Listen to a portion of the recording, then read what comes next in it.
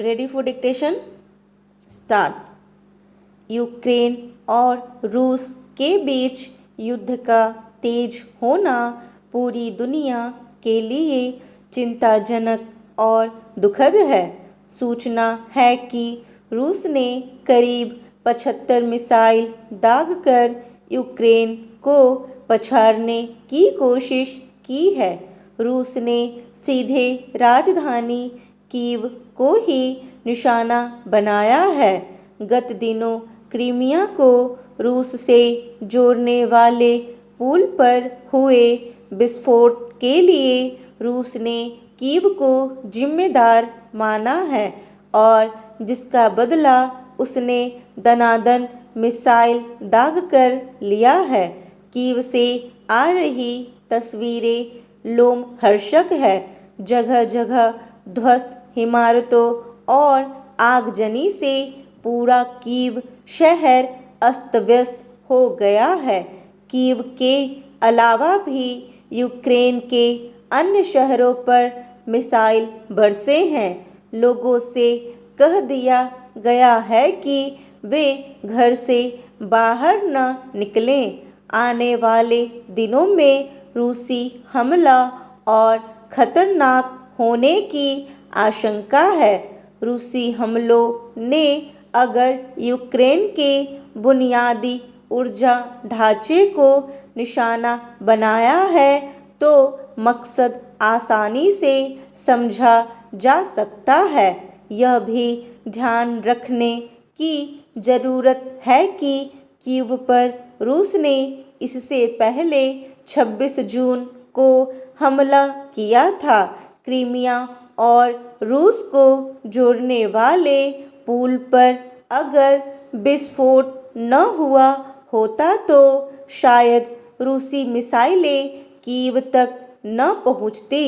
इस हमले के बाद बहस भी तेज हो जाएगी कि आखिर यूक्रेन की ओर से युद्धक हमले क्यों किए जा रहे हैं। अगर मंशा युद्ध रोकने की है तो यूक्रेन को ज़्यादा संयम बरतना चाहिए, तभी दुनिया रूस को युद्ध रोकने की नसीहत दे पाएगी। रूस को युद्ध रोकने की नसीहत अनेक देश दे चुके हैं और भारतीय प्रधानमंत्री ने भी रूसी राष्ट्रपति को युद्ध रोकने की सलाह देते हुए कहा था कि यह समय युद्ध का नहीं है। गौर करने की बात है कि यूक्रेन की सेना या राष्ट्रपति ने रूसी पुल पर हुए विस्फोट की जिम्मेदारी नहीं ली है। इससे यह संकेत गया है कि यूक्रेन और रूस के बीच कोई तीसरा पक्ष भी है जो युद्ध भड़काना चाहता है। ऐसे विश्व विरोधी तत्वों से सावधान रहना चाहिए। रूस ने तो पुल पर हुए विस्फोट को आतंकवादी कृत्य करार दिया है और हमें अच्छी तरह पता है कि रूस आतंकवाद के प्रति शून्य सहिष्णुता रखता है। पुल पर हुए विस्फोट का अगर यूक्रेन में जश्न मनाया गया था तो यह गंभीर व मॉस्को को चिढ़ाने वाली बात है। हमें यह भी ध्यान रखना चाहिए कि युद्ध के खिलाफ रूस के लोगों ने प्रदर्शन किए हैं और वहाँ बड़ी संख्या में लोग जेलों में बंद हैं। क्या यूक्रेन में भी लोगों ने युद्ध के खिलाफ प्रदर्शन किए हैं? परस्पर मिलकर चलने की नसीहत जितनी रूस के लिए जायज़ है उतनी ही यूक्रेन के लिए भी पश्चिमी शक्तियों के बहकावे में आकर ही यूक्रेन आज लहूलुहान है।